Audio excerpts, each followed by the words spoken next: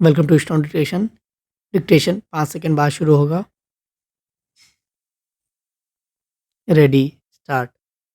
इससे बड़ी विडंबना और क्या होगी कि जिन नौनिहालों को हम देश का भविष्य मानते हैं, उनमें से बहुत सारे बच्चे आज बहुस्तरीय जोखिम के बीच से गुजर रहे हैं।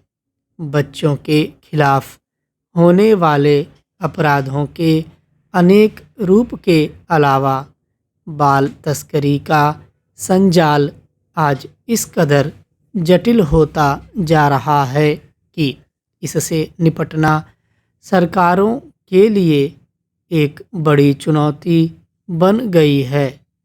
हालांकि इस अपराध को काबू में करना और बच्चों को इस खतरे से बचाना सरकार की अनिवार्य जिम्मेदारी और सबसे ऊपर की प्राथमिकता में दर्ज होना चाहिए, मगर हालत यह है कि देश के सुप्रीम कोर्ट को इस बारे में केंद्र और राज्य सरकारों को निर्देश देना पड़ रहा है कि वे बच्चों के खिलाफ इस अपराध को गंभीरता से लें।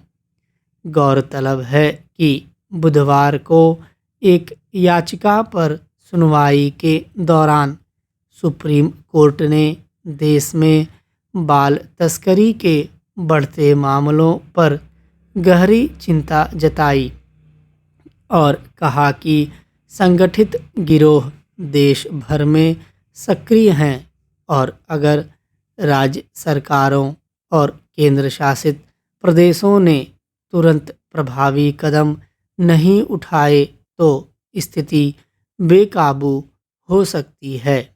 हैरानी की बात यह है कि बाल तस्करी के फैलते जाल पर शीर्ष अदालत के सख्त रुख के बावजूद कई राज्यों ने अब तक न जरूरी रपट तैयार की है और न ही समितियां बनाई हैं।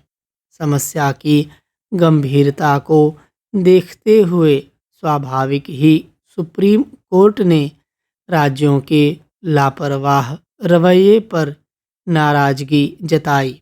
दरअसल करीब 1 वर्ष पहले अदालत ने अपने एक फैसले में संगठित तस्करी के जाल को तोड़ने के लिए कई संस्थागत सुधारों के निर्देश दिए थे। इनमें तस्करी के मामलों में 6 महीने के भीतर हर रोज सुनवाई करना, मानव तस्करी रोधी इकाइयों को मजबूत करना और जांच प्रक्रिया में सुधार करना शामिल था। अदालत ने राज्यों को यह निर्देश दिया था कि वे तस्करी के संभावित संवेदनशील स्थानों की पहचान और निगरानी के लिए राज्य स्तरीय समितियां बनाएं और लापता बच्चों के मामलों को तस्करी मानकर जांच शुरू करें। मगर इस मुद्दे पर राज्य सरकारों के रुख का अंदाज़ा इससे लगाया जा सकता है कि कई राज्यों ने अभी तक तय प्रारूप में रपट तक दाखिल नहीं की है। सरकारी तंत्र में इस इच्छा शक्ति के अभाव और उदासीनता की वजह क्या यह है कि जो बच्चे तस्करी का शिकार हो जाते हैं उनमें ज़्यादातर समाज के गरीब और कमज़ोर तबके से आते हैं। यह कोई छिपा तथ्य नहीं है कि देश में बाल तस्करी का संकट पिछले कुछ वर्षों के दौरान कितना गहरा गया है। खास तौर पर कोविड महामारी के बाद बच्चों के लापता होने के मामलों में काफ़ी तेज़ी दर्ज की गई। बच्चों के खिलाफ अपराध के मामले में उत्तर प्रदेश की स्थिति ज़्यादा गंभीर है। सही है कि लापता होने वाले तमाम बच्चों में से कईयों को पुलिस खोज लेती है, लेकिन उनमें से बहुतों की कोई खबर नहीं मिलती।